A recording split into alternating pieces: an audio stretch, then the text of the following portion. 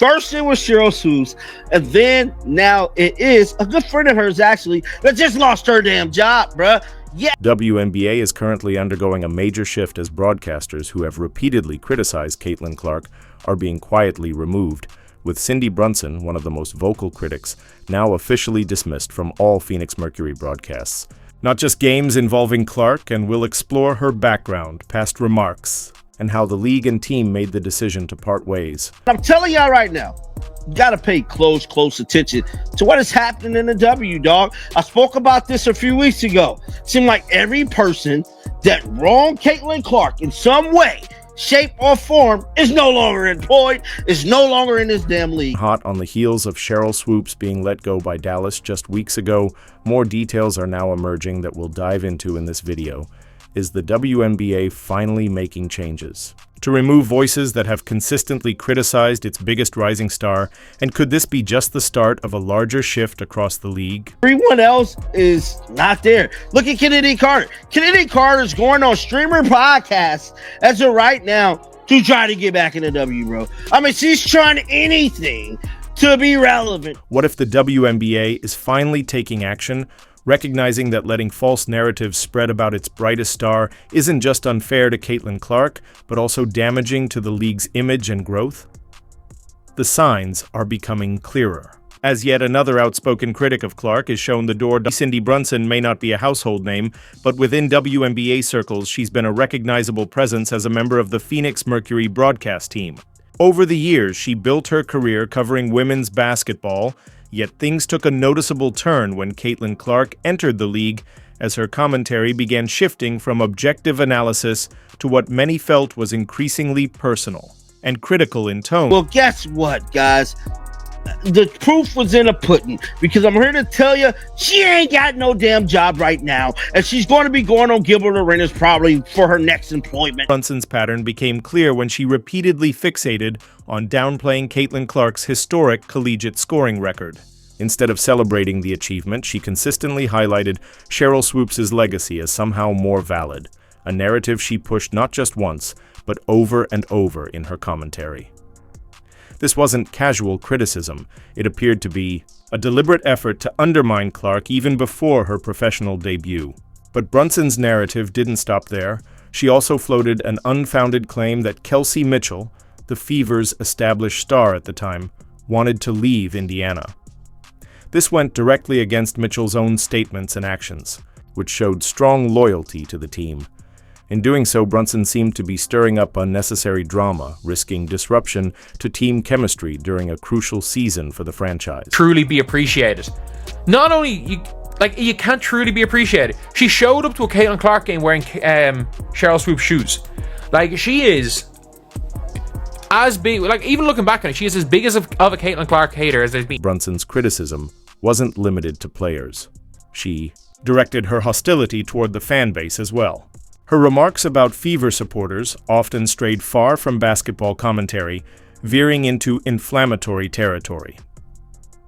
Rather than embracing the wave of new fans that Caitlin Clark introduced to the sport, Brunson appeared irritated by their presence, treating them less like valued newcomers to women's basketball and more like unwelcome outsiders who didn't belong or deserve to be heard. We've seen her trying to basically get Kelsey Mitchell off the Fever, but someone just said, stay the F. Perhaps the most telling moment of Brunson's agenda was when she mocked Monica Canano, Caitlin, Clark's former Iowa teammate. This wasn't just about criticizing Clark. It showed her negativity extended to anyone in Clark's circle.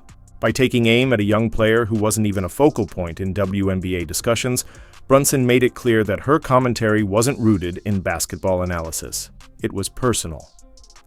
When called out for her behavior, Brunson's response was telling. Instead of reflecting on her comments, she doubled down and dismissed the criticism. When specifically questioned about mocking Shinano, she downplayed it as a harmless doppelganger joke and insisted there was no deeper meaning. Her refusal to acknowledge the impact of her words on both players and the league's reputation only deepened concerns about her approach. Cindy Brunson is saying that she just thought it was a doppelganger situation, and that this wasn't Sydney Colson trying to make fun of Monica Canano, then maybe, like, it wouldn't look as bad, but her explanation was awful. But at the same time, like, it was very clearly Sydney Coulson was trying to make fun of a college student. You're almost 50 years old, why are you on this app causing so much? The parallels between Brunson and Swoopes are hard to ignore. Both are established figures in women's basketball. Both seemingly felt threatened by Caitlin Clark's rapid rise, and both appeared unwilling to embrace the evolving landscape of the WNBA. As one source put it, Brunson has gone full Sheryl Swoopes. And we all know how that story ended for Swoopes. This is the dumbest response ever. It was literally from last year, not years ago, and you were laughing at a professional WNBA player intimating that a young woman in college looks like a man. There's literally date at the bottom. So what's become blatantly obvious that you're really good at holding fans of different standard you hold yourself, which is worse. And this would be like, she probably could have explained herself better, but like, and in fairness, she did say in hindsight she didn't. But this is the worst tweet. The pictures look like a doppelganger situation. I'm sorry that's not good enough for you, but that's the truth. And the college player was a grad student who was... What the hell does that have to do with anything? What makes this situation especially concerning is that it wasn't just a series of isolated incidents or occasional lapses in judgment. Brunson engaged in a systematic effort to undermine a player's legitimacy in the league.